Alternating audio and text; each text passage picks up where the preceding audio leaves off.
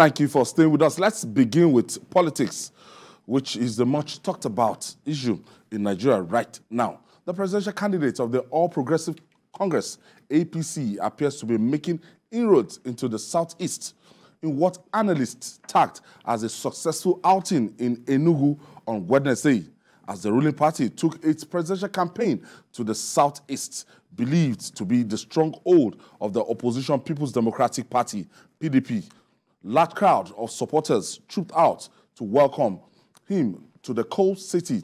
In one of the videos trending in the social media, a large number of people struggled to greet or catch a glimpse of Tinubu at Enugu International Airport, where the APC chieftains like Governors Hope Uzodinma of Imo State, Dave Umahi of Ebonyi State, and others in the zone received him. Let's share the video with you.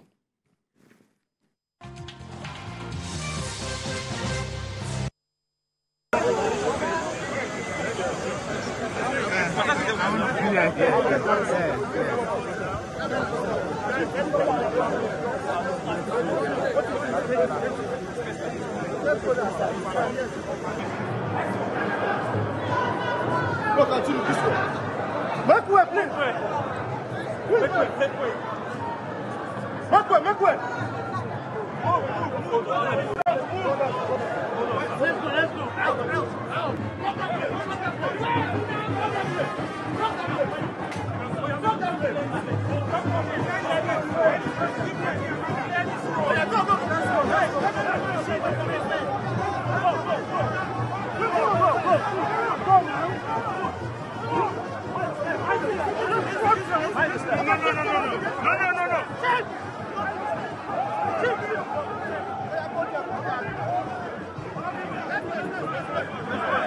Come on.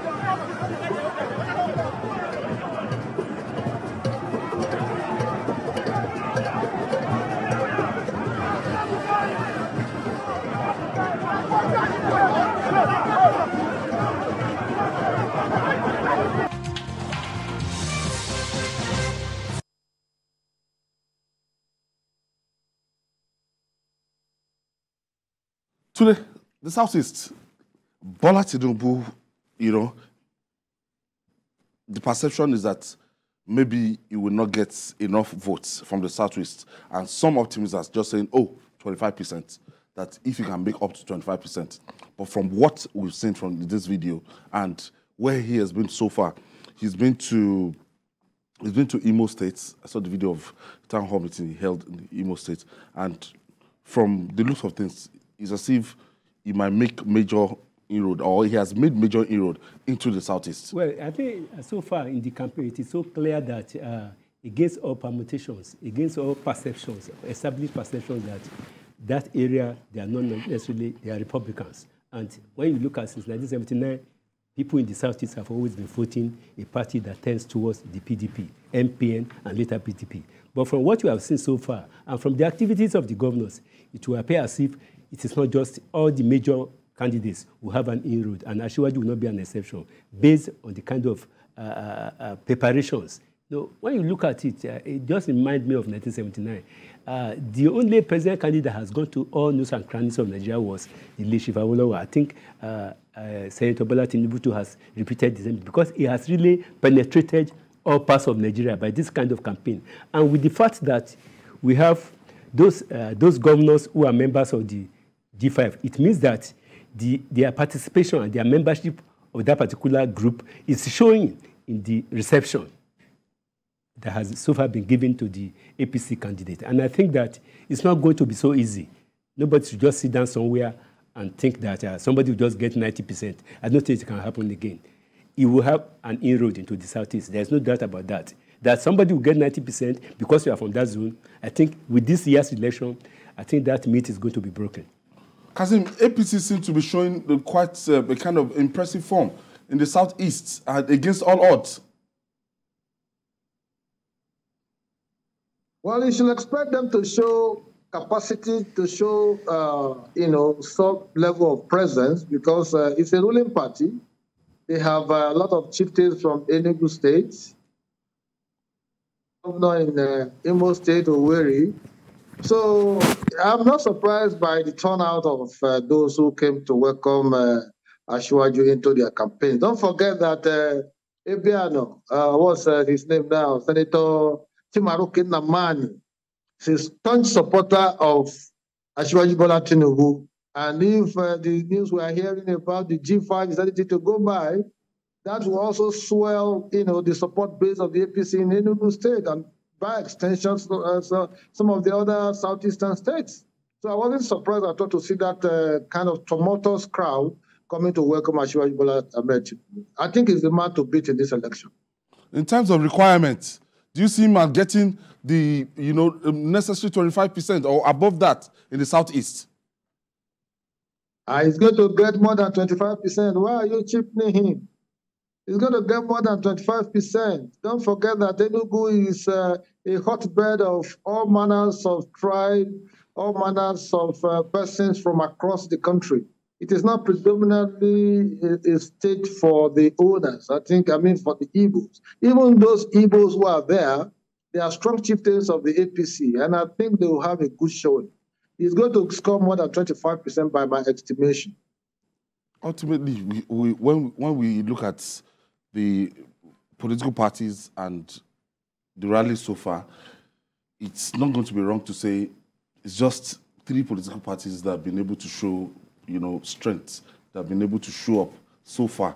I've not seen much of NNPP, the 4th political party that is meant to be strong. I've not seen much I think this election is just going to separate the men from the boys. The men, those people who are actually organized, who have the capacity to mobilize Nigerians across the board, across all the 6 geopolitical. So I've seen the People's Democratic Party, the All Progressive Congress, and the Labour Party. So, except those 3 parties, there's no way NNPP can make an inroad into either the Southwest or the Southeast by the level of their preparation and probably acceptance among the people. Because people are saying that it's social, but it's very, very important. When you don't have people who will mobilize for you at the grassroots, when your party is not popular, when those people are driving the machine, driving the propaganda machinery, driving the followership of the party, when they are not present, how can people know that a party is existing? Yes, people may accuse the media of narrowing down the line, but it is about the presence. If we are not present in a particular area, there's no way they can attribute success to you. There's no way you can mobilize people to come out. So far, only those 3 parties are dominant today in Nigeria. Yes, the NNPC, they are strong, but I don't see them having any influence beyond the Northwest. That is Kano, probably little presence Jigawa, maybe relatively Katsina, and a little bit of Kaduna. I can't even see them making 25% in Kaduna. Kazim, when we talk about party structure, now a lot of people will say it has gone beyond having party structures across the country, that the people will be the one to vote in this election, and they will just tell you that the significance of the structure we used to have on ground will be meaningless at the end of the day in 2023. I want you to tell us the impact of these formidable parties and those parties that are just coming, but they have the numbers.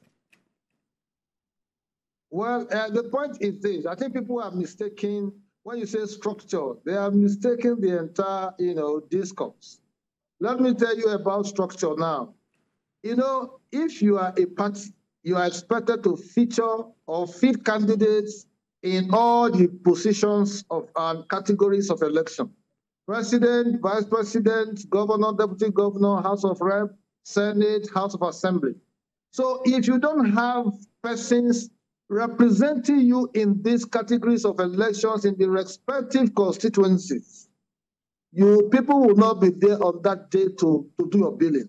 And at any rate, if you have candidates, when the main candidate, the presidential candidate, is even not campaigning in those areas, those candidates who are using the party structure and who are carrying the party's flag at House of Assembly level, at the House of Rep and Senate level, will be using the presidential candidate to also campaign. So you see multiple campaigns going on and on and on. But in a situation where you don't have candidates, who are you going to run to in those constituencies? So this is why I quarrel with those who think that, persons are the structure and not necessarily the structure of the party. I think they are getting it wrong. Because at any rate, once a candidate is running an election, you definitely know that he will need the support of those at the top, the presidential candidate. He will need the support of the governors. He will need support of other categories. But where they don't exist, it becomes a problem. Like the Labour Party, for example, in Kano State, they don't have 40% candidates in virtually all the positions. Kano State has 44 local governments, and you can't see Labour Party being represented in those areas in the House of Assembly. So it's going to be a problem campaigning for Peter Obi. Except Peter Obi goes there to campaign, he will show some presence. But when he's not there, you hardly can see people who will come out and be campaigning for him. Ultimately, when you look at, we have 18 candidates. Yes, 18 presidential candidates. Presidential candidates. But where are the rest? Well, I think, like I said, I think, like Kazim said, it's a question of feasibility and capacity to mobilize all sorts of people that are going to support you. Because when you don't have people at the required places, there's no way they can mobilize for you. On the day of the presidential election, there are 3 elections: the president, the Senate, and the House of Rep. Each and every one of these people mobilize. Especially the, I know Kola Abiola is contesting on the PRP. I know former AMSA, Mustafa, former National Security Advisor. He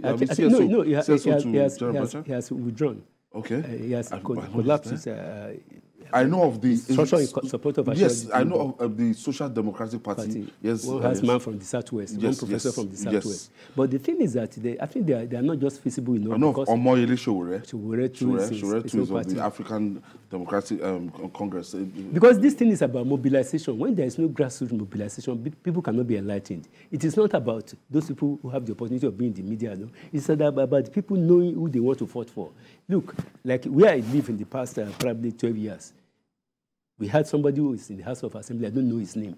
I don't know the name of the of the person in the House of Rep. I only know the name of the senator. And he has not visited that place in the last 4 years. So how can these people come around and tell me to come and campaign or vote for them? So the thing now is that if a party has no structure on the ground, when you don't have structure on the ground, when you don't have people following you, you cannot have structure. And when those structures are not there, they cannot mobilize for you. So it is very, very important. It is at this time that people will know whether structure is important or not. It is very, very important. You cannot remove it from mobilization of the people. Because you cannot mobilize, people cannot come out. They will not even know your candidate. So how do you get there? It's a very important question. So those parties that are not so feasible enough, either because they fail to do their work or their parties failed to have enough representation at all levels of governance for people to know them, for people to know that there's an option, for people to know that there's an alternative to a particular government.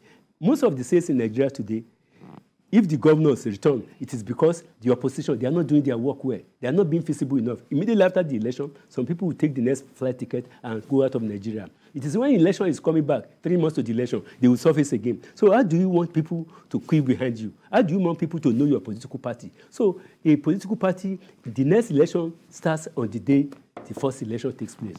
The moment you end that election, you start preparing for 4 years. But in Nigeria today, after the election, people will just go away. So how can they be feasible? They cannot.